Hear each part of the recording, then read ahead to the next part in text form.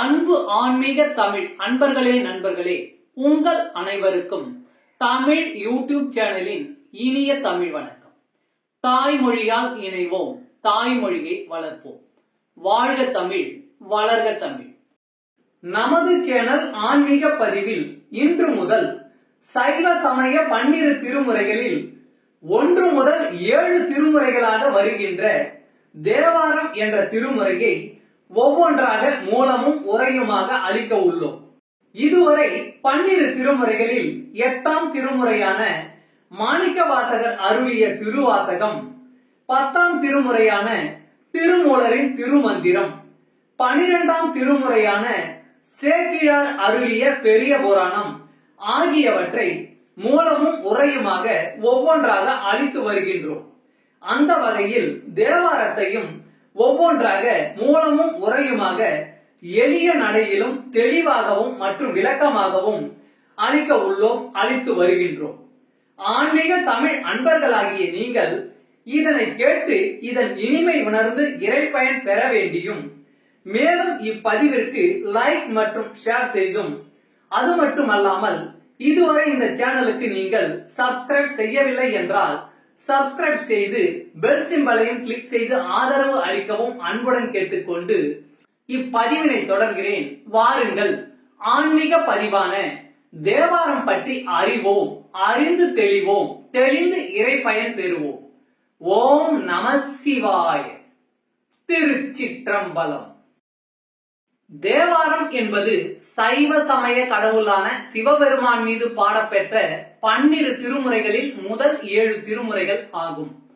இந்த 7 திருமுறைகளை திருஞான சம்பந்தமூர்த்தி நாயனார், திருநாவுக்கரசு நாயனார், சுந்தரமூர்த்தி நாயனார் ஆகிய நாயன்மார்கள் தமிழில் பாடியுள்ளார்கள்.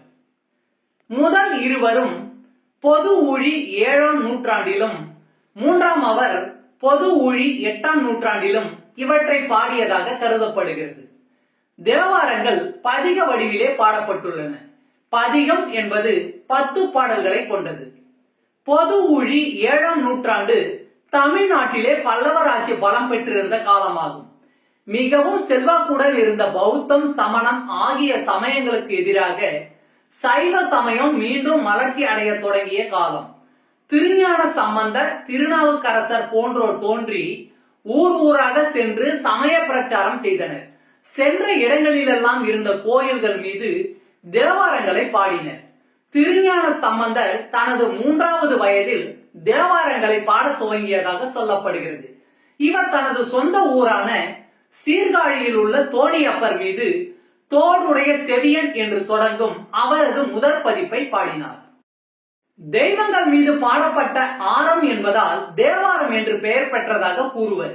ஆனால் இசையியலில் வாரம் என்பது நடையை குறிக்கும் சொல்லாகும். வார நடை என்பது முதல் நடை 2ஆம் நடையில் பாடுவது என்பதையே குறிக்கிறது. பொன்னார் மேனியனே தோடுடைய செவியன் பாடல்களை ஓதுவர்கள் முதல் நடையில் தான் பாடுகிறார்கள். முதல் நடையில் ஓர் எழுத்தாக பாடுவதையே முதல் நடை என்பர். திருவதிகை வீரட்டானம் என்னும் தளத்தில் பாடிய கூட்டாயினவாறு விளக்க களிர் என்று தொடங்கும் பதிகமே அப்பர் என்று அழைக்கப்பட்ட திருநாவுக்கரசரின் முதற் பதிகம் ஆகும். பித்தா பிறைசூடி என்று தொடங்கும் தேவாரம் சுந்தரரின் முதற் பதிகம் ஆகும்.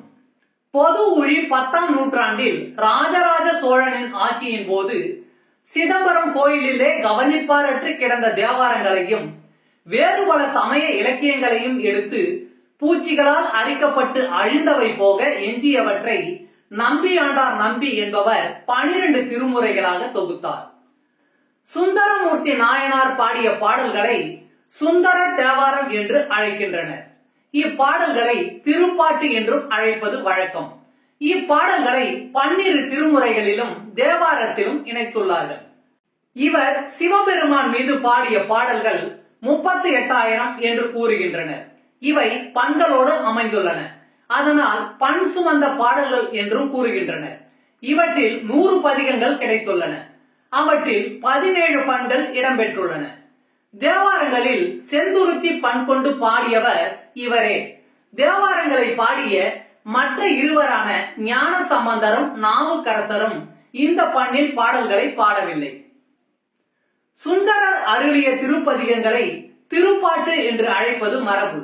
இவர் அருளியவை 38,000. அவற்றில் கிடைத்த பதிகங்கள் 101 மட்டுமே. பண் வாரியாக திரட்டி 1 முதல் 7 திருமுறையாக அடைவு செய்துள்ள முறை முதலாவது ஆகும். இது பன்முறை எனப்படும். தேவார ஆசிரியர் மூவருள் இயலிசை தமிழாகிய திருப்பதிகங்களை முதலில் அருளி செய்தவர் திருஞான சம்பந்தர். ஆதலின் அவர் அருளிய திருப்பதிகங்கள் முதல் 3 திருமுறைகளாகவும், அவர்தம் எழுதகை நண்பராய் விளங்கிய திருநாவுக்கரசர் அருளிய திருப்பதிகங்கள் 4ஆம் திருமுறை, 5ஆம் திருமுறை, 6ஆம் திருமுறை என 3 திருமுறைகளாகவும், இவ்விரு பெருமக்களும் வாழ்ந்த காலப்பகுதியை ஒட்டி சில ஆண்டுகள் பிற்பட்டு தோன்றிய நம்பியூரார் ஆகிய சுந்தரமூர்த்தி சுவாமிகள் அருளிய திருப்பதிகங்கள் 7ஆம் திருமுறையாகவும் தொகுக்கப்பட்டன. இப்பெருமக்கள் மூவருள் முறையே ஒவ்வொருவரும் அருளி செய்த திருப்பதிகங்களில் அமைந்த பண்களை வகைப்படுத்தி ஒவ்வொரு பண்ணுக்கும் உரிய திருப்பதிகங்களையும் 7 திருமுறைகளாக வகுத்தெழுதியது பழைய முறை ஆகும். திருத்தலங்கள் வாரியாக மூவர் பாடல்களை தொகுத்து அடைவு செய்த முறை 2வது ஆகும். இது அடங்கன் முறை எனப்படும். மூவரில் ஒவ்வொருவர் பதிகங்களையும் தனித்தனியாக வைத்து தலங்கள் வாரியாக தொகுத்து அடைவு செய்த முறை 3வது ஆகும். இது தலமுறை எனப்படும். தலமுறை என்பது கோயில், திருவேட்களம் முதலாக திருப்பதிக கோவையர் குறித்த முறையொட்டி தேவார பாடல் பெற்ற திருத்தலங்களை எல்லாம் தில்லை பெருங்கோயில் முதலாக வரிசைப்படுத்தி அத்தலங்களுக்குரிய தேவார பதிகங்களை முற்குறித்த 7 திருமுறை பாகுபாட்டிற்கு ஏற்ப முறைப்பட சேர்த்து அமைத்த முறையாகும். பெரிய புராணத்தில் மூவரின் வரலாறு சேக்கிழார் கூறும்போது, இன்ன பதிகம் ஊர் எல்லையில் இறைவன் திருமுன் வலம் வரும்போது பாடப்பெற்றது என்று கூறி வருவதை அறியலாம்.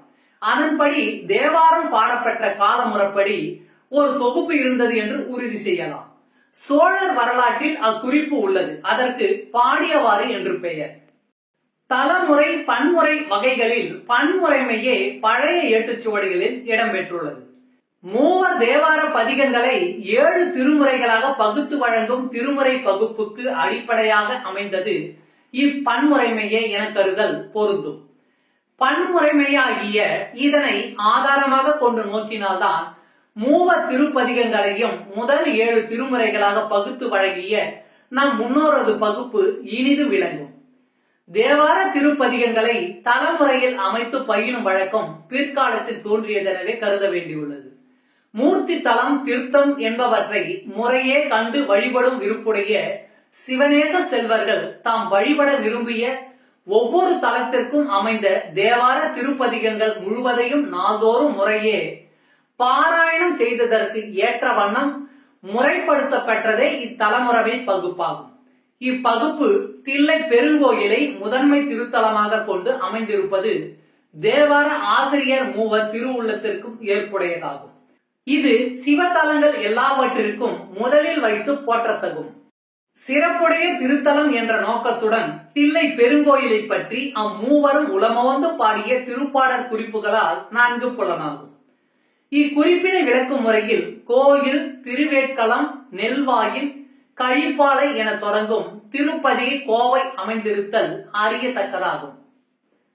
மேற்கூறித்த பன்முறை, தலமுறை என்னும் 2 வகை முறைகளுள் தேவார ஆசிரியர் காலந்தொட்டு இடையின்றி வழங்கி வருவதும் சைவ திருமுறைகள் 12 என்ற பகுப்பிற்கு நிலைக்களமாக அமைந்ததும் பன்முறைமையே ஆதலின் அம்முறையினை பின்பற்றி தேவார திருப்பதிகங்களின் அமைப்பினை நோக்குதல் ஏற்புடையதாகும்.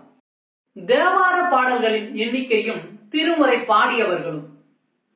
முதலாம் திருமுறை திருஞான சம்பந்தமூர்த்தி நாயனார் பாடல்கள் 1469. 2ஆம் திருமுறை திருஞான சம்பந்தமூர்த்தி நாயனார் 1331 பாடல்கள். 3ஆம் திருமுறை திருஞான சம்பந்தமூர்த்தி நாயனார் 1358 பாடல்கள். 4ஆம் திருமுறை திருநாவுக்கரசு நாயனார் 1070 பாடல்கள். 5ஆம் திருமுறை திருநாவுக்கரசு நாயனார் 1015 பாடல்கள். 6ஆம் திருமுறை திருநாவுக்கரசு நாயனார் 981 பாடல்கள். ஏழாம் திருமுறை சுந்தரமூர்த்தி நாயனார் 1026 பாடல்கள். மொத்தம் 8227 பாடல்கள் இதில் அமைந்துள்ளன. பண் அமைத்தவர் என்று பார்த்தால் இப்பொழுதுள்ளபடி தேவார பாடல்களுக்கு பண் அமைத்து கொடுத்தவர் ராசேந்திர பட்டணத்திலிருந்து ஒரு பெண்மணி என்று உவே சாமிநாத ஐயர் குறிப்பிடுகிறார். தேவார காலத்து இசைக்கருவிகள் என்று பார்த்தால் யாழ், வீணை, குழல், கிண்ணரி, கொக்கரி, சச்சரி, தக்கை, முழவம், மொந்தை, மிருதங்கம், மத்தளம், தமருகம், துந்துபி, குடமுழு, தத்தகலம், முரசம், உடுக்கை, தாளம், துடி, கொடுக்குட்டி முதலியன. இவற்றுள் பல பண்டை காலம் முதலே தமிழகத்தில் இருந்தவை. தேவாரத்தில் காணப்படும் பெரும்பாலான பண்கள் தமிழ்நாட்டிற்கு உரியவை. அவை பண்டை இசை நூல்களில் கூறப்பட்ட இசை நுணுக்கம் பொருந்தியவை. அப்பண்களில் சில சிலப்பதிகாரத்தும் காணலாம். பல்லவ பேரரசர் காலத்தில் தமிழ்நாட்டில் தமிழ் பண்களும் தமிழ் இசையும் களி நடனம் புரிந்தன என்பதற்கு திருமுறைகளே ஏற்ற சான்றாகும். இவ்வளவு அருமையும் பெருமையும் நிறைந்த இறைப்பாடலான தேவாரம் திருமுறையை நாமும் அறிந்து கொள்வோம் வாருங்கள். சைவ சமய திருமுறைகளில் முதல் திருமுறையான தேவாரம் திருஞான சம்பந்த பெருமான் அருளி செய்த திருக்கடைக்காப்பு. பண் நட்டப்பாடை. தலம் திருக்காட்டுப்பள்ளி. திருச்சிற்றம்பலம். பாடல் 5.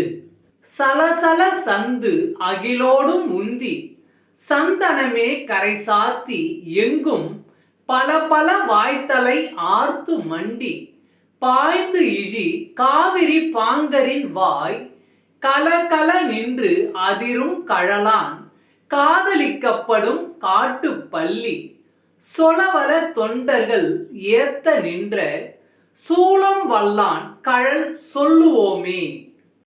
சலசல சந்து அகிலோடும் உந்தி சந்தனமே கரை சாத்தி எங்கும் பல பல வாய்த்தலை ஆர்த்து மண்டி பாய்ந்து இழி காவிரி பாங்கரின் வாய் கலகல நின்று அதிரும் கழலான் காதலிக்கப்படும் காட்டு பள்ளி சொலவல தொண்டர்கள் ஏத்த நின்ற சூளம் வல்லான் கழல் சொல்லுவோமே. பாடலின் பொருள். காவிரி நதி சலசல என்னும் ஒலிக்குறிப்போடு சந்தனம், அகில் முதலியவற்றை அடித்து வந்து சந்தனத்தை கரையில் சேர்த்து பற்பல வாய்க்கால்களின் தலைப்பில் ஆரவாரித்து ஓடி பாய்ந்து வயல்களில் இழிந்து திருக்காட்டுப்பள்ளிக்கு வளம் சேர்க்கின்றது. கலகல என்னும் ஓசையோடு அதிரும் கழல்களை அணிந்த இறைவனால் விரும்பப்படும் திருக்காட்டுப்பள்ளியை அடைந்து இறைவனது பொருள் சேர் புகழ் பேசும் தொண்டர்களால் துதிக்கப்படும் அச்சோழப்பாணியின் திருவடி பெருமையை நாமும் கூறி தோத்திரிப்போம். ஓம் நம சிவாய். திருச்சிற்றம்பலம். அன்பு ஆன்மீக தமிழ் அன்பர்களே, நண்பர்களே, இவ்வீடியோ பதிவினை கேட்டு இன்புற்று ஆதரவு அளித்த அனைத்து தமிழ் உள்ளங்களுக்கும் எங்கள் உள்ளம் கனிந்த நன்றி. மேலும் இப்பதிவு உங்களுக்கு பிடித்திருந்தால் லைக் மற்றும் ஷேர் செய்தும், இதுவரை இந்த சேனலுக்கு நீங்கள் சப்ஸ்கிரைப் செய்யவில்லை என்றால் சப்ஸ்கிரைப் செய்து பெல் பட்டனையும் அழுத்தி ஆதரவு அளிக்கவும் அன்புடன் கேட்டுக்கொள்கிறோம். மிக்க நன்றி. அடுத்த பதிவில் உங்களை விரைவில் சந்திக்கும் வரை உங்களிடமிருந்து விடை பெறுவது தமிழ் யூடியூப் சேனல்.